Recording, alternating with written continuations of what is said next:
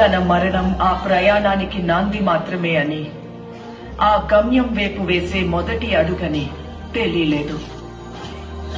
తన కోసం దేవతలకి అసురులకి మధ్య జరిగిన ఈ యుద్ధం ఆ యోధుని ప్రయాణంలో 2వ అధ్యాయమని తెలియలేదు. తప్పుకో విశాసుర, బాహుబలికి శిక్ష తప్పదు.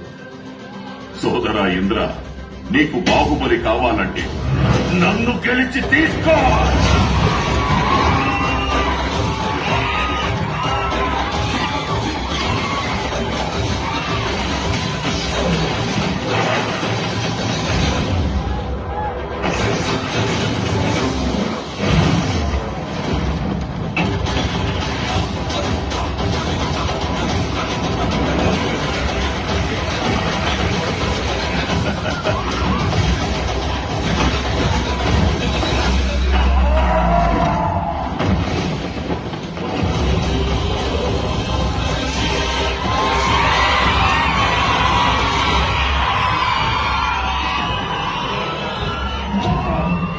బాహుబలిని ఎవరు కాపాడతారు ఇప్పుడు?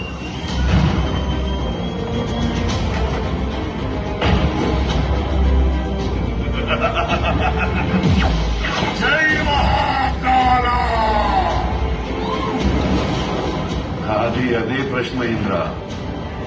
ఇప్పుడు నిన్నెవరు కాపాడతారా అని. ఈ 14 లోకాల మనుగడ ఒకే ఒక మానవుడి చేతిలో. ఆ శక్తి పేరే బాహుబలి.